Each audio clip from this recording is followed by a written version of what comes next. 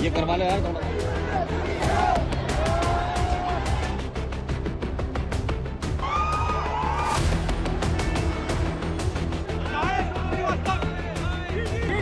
श्रीवास्तव को हम बताएंगे ये लोग की किसके जूते की धूल है।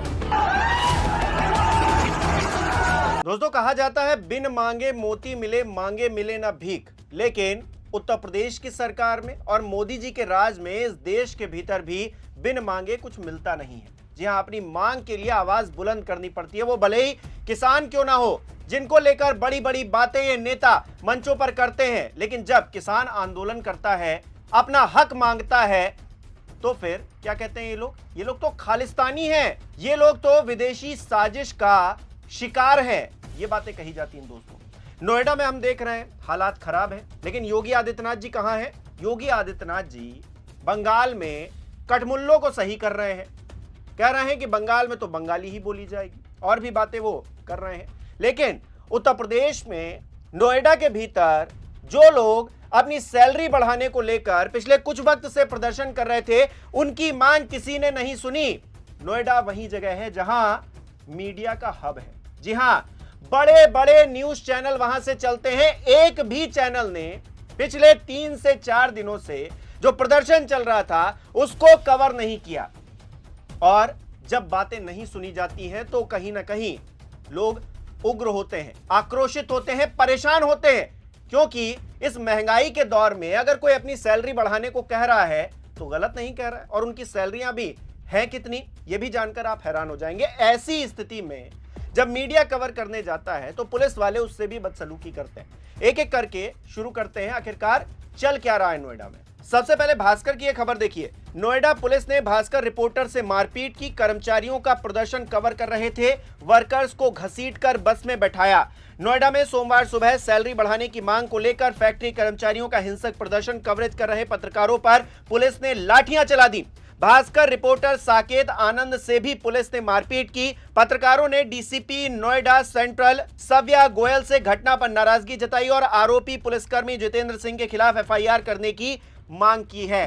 यहां तो मीडिया पर ही लाठियां बांधी जा रही हैं, फिर उन वर्कर्स की क्या ही बात कीजिएगा जो अपनी मांग को लेकर परेशान है पिछले कुछ दिनों से, लेकिन कोई उनकी सुनने नहीं आता है। देखिए इस खबर में क्या लिखा है। फैक्ट्री कर्मचारियों के हिंसक प्रदर्शन से नोएडा में लगा महाजाम, पुलिस ने दागे आंसू गैस के गोले, ट्रैफिक एडवाइजरी जारी। सैलरी बढ़ोतरी सहित विभिन्न मांगों को लेकर गौतम बुद्ध नगर के नोएडा स्थित विभिन्न औद्योगिक क्षेत्र में बीते 4 दिनों से धरना प्रदर्शन कर रहे श्रमिकों का आंदोलन सोमवार यानी कि 13 अप्रैल को और ज्यादा उग्र हो गया। उन्होंने कई जगहों पर जाम लगाया और गाड़ियों में तोड़फोड़ की, पुलिस पर पथराव भी किया गया। कई इलाकों में महाजाम लगा हुआ है। तो जो कर्मचारी हैं वो अपने वेतन बढ़ोतरी की मांग को लेकर उग्र हैं, नाराज हैं, कहीं ना कहीं अपना आक्रोश जता रहे हैं और सरकार से चाहते हैं कि उनको न्याय दिया जाए। लेकिन योगी आदित्यनाथ जी क्या करते हैं? योगी आदित्यनाथ जी का बयान भी निकलकर सामने आया। फिलहाल तो वो बंगाल में चुनावी यात्रा पर हैं, लेकिन क्या कह रहे हैं वो? नोएडा प्रोटेस्ट पर बोले सीएम योगी, कुछ लोग अशांति फैलाने के लिए कर रहे षड्यंत्र। नोएडा में श्रमिकों के विरोध के बीच सीएम योगी आदित्यनाथ का कहना है कि कुछ तत्व अशांति फैला रहे हैं। उन्होंने कहा कि सभी कर्मियों, श्रमिकों से अपील करूंगा, डबल इंजन की सरकार हमेशा आपके साथ खड़ी है। फिर योगी आदित्यनाथ जी ये बताएंगे कि पिछले 3 से 4 दिनों के भीतर जब कर्मचारी इस तरह से प्रदर्शन कर रहे थे, अपने हक की आवाज बुलंद कर रहे थे, तब कहां थे योगी आदित्यनाथ जी? आप नोएडा तो नहीं गए, आपका कोई भी मंत्री संतरी नोएडा नहीं गया, इन कर्मचारियों से मिलने के लिए नहीं गया। अब नोएडा वाले कर्मचारियों को क्या ही न्याय दिलवाएंगे जब लखनऊ के भीतर कर्मचारी हंगामा करते हैं। देखिए खबर क्या लिखी है। यूपी सीएम हेल्पलाइन कर्मचारियों का लखनऊ में हल्ला बोल, दावा मिल रहे सिर्फ 7,000 रुपए। उत्तर प्रदेश में सीएम हेल्पलाइन 1076 में काम करने वाले कर्मचारियों को पुलिस ने रोका। वो मार्च करते हुए मुख्यमंत्री कार्यालय की ओर बढ़ रहे थे। उन तस्वीरों को भी हमने देखा है दोस्तों, और अब जो नोएडा में हो रहा है उस तमाशे को भी हम देख रहे हैं कि किस तरह से सरकार की नाकामी का एक बहुत बड़ा उदाहरण सामने आया है निकल के। दोस्तों, आज सत्ता की आंखों में आंखें डालकर पत्रकारिता करना मुश्किल हो गया है। हमारे 4 PM नेशनल यूट्यूब और फेसबुक चैनल को, जिसे आपका प्यार और विश्वास हमेशा से मिलता रहा है, उसे बंद करके सरकार ने यह साबित कर दिया है कि वो आपके सवालों से कितना डरती है।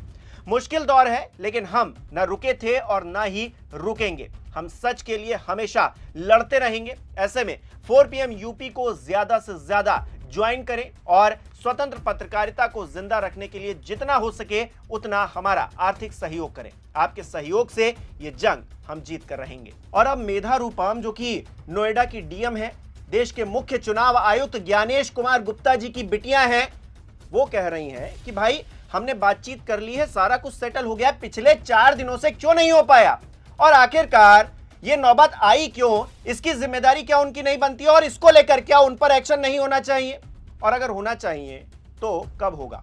योगी आदित्यनाथ जी कह रहे हैं षड्यंत्र के तहत ऐसा हो रहा है। अब ये षड्यंत्रकारी कौन है, क्योंकि आपने कहा दिल्ली में घुसपैठिए हैं, आप वहां घुसपैठियां नहीं ढूंढ पाए। बिहार में आपने कहा घुसपैठियां, आप बिहार में घुसपैठियां नहीं ढूंढ पाए। अब आप बंगाल गए हैं, वहां भी नहीं ढूंढ पाए। इससे पहले आप असम में भी बोल रहे थे, वहां भी नहीं ढूंढ पाए, वहां तो 10 सालों से आपकी सरकार भी चल रही है। अब आप उत्तर प्रदेश आएंगे, यहां भी घुसपैठियां ढूंढेंगे, वो भी आप नहीं ढूंढ पाएंगे।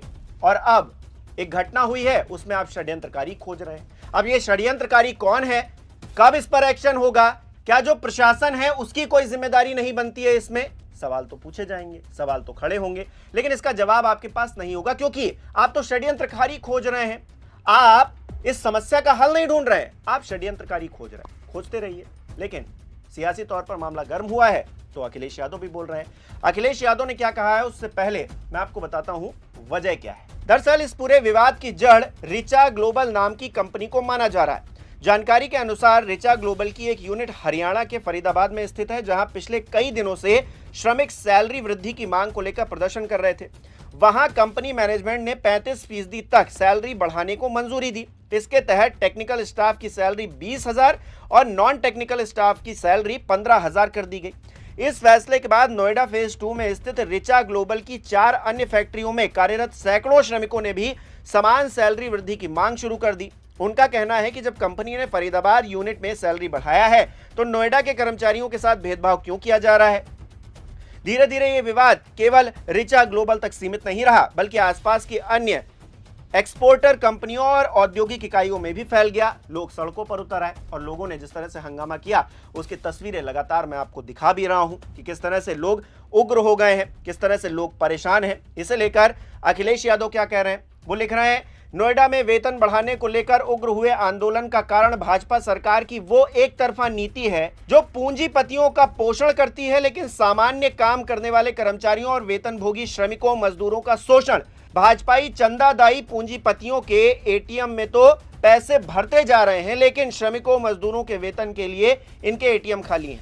बेतहाशा महंगाई के इस दौर में कम वेतन में घर चलाना बिल्कुल मुश्किल है, ये एक परिवार वाला ही समझ सकता है। वेतन भोगी कहे आज का, नहीं चाहिए भाजपा, ये अखिलेश यादव कह रहे हैं। और अखिलेश यादव को मौका भारतीय जनता पार्टी की डबल इंजन सरकार ने ही दिया है। योगी आदित्यनाथ एक तरफ कह रहे हैं कि भाई हम पर भरोसा रखिए, डबल इंजन की सरकार पर भरोसा रखिए, लेकिन कैसे रखें, आप तो बंगाल में चुनावी प्रचार कर रहे हैं, आप तो एक विशेष वर्ग की चूड़ी टाइट करने में व्यस्त हैं। प्रधानमंत्री नरेंद्र मोदी वहां पर जाकर रील्स बनवा रहे हैं और देश के गृह मंत्री, उनका तो पूछिए मत, वो तो ऐसे ऐसे वादे लेकर पहुंच गए हैं वहां पर जो दूसरे राज्यों में तो फॉलो नहीं कर पा रहे हैं। और उस राज्य के लिए उन्होंने वादा कर दिया 3,000 रुपए देंगे, हम महिलाओं को देंगे और जो वहां पर युवा हैं उनको देंगे। कौन सा राज्य है भारतीय जनता पार्टी का जहां पर 3,000 रुपए मिल रहे हैं? उत्तर प्रदेश के अंदर, जहां उत्तर प्रदेश के अंदर मंत्री जी सदन में कह रहे थे कि हम लोगों को आत्मनिर्भर बना रहे हैं, इसलिए हम उनको जो है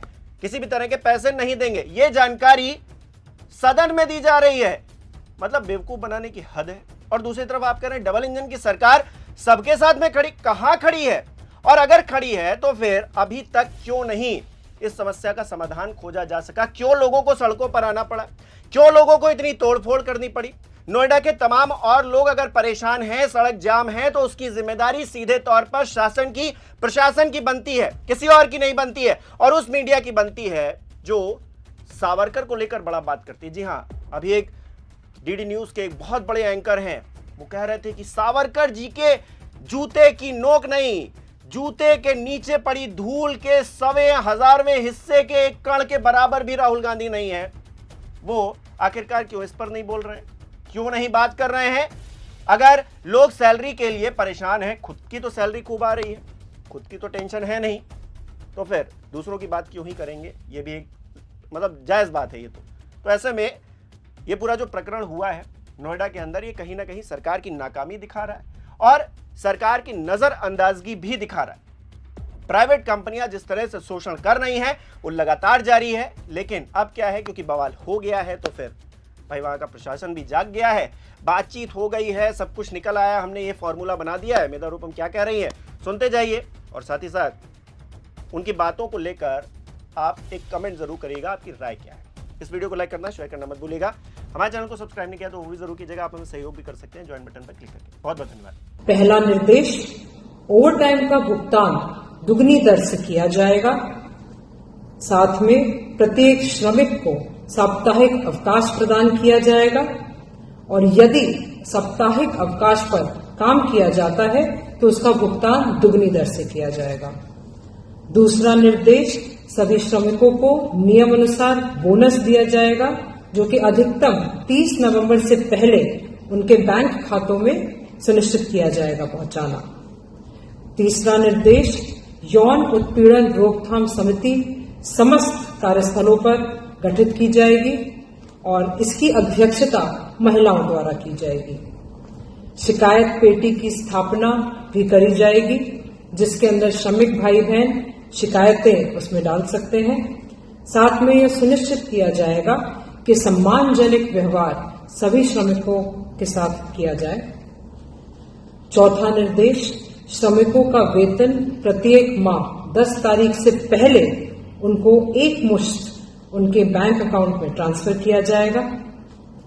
साथ में अगला निर्देश, सभी श्रमिकों को वेतन पर्ची अनिवार्य रूप से प्रदान की जाएगी।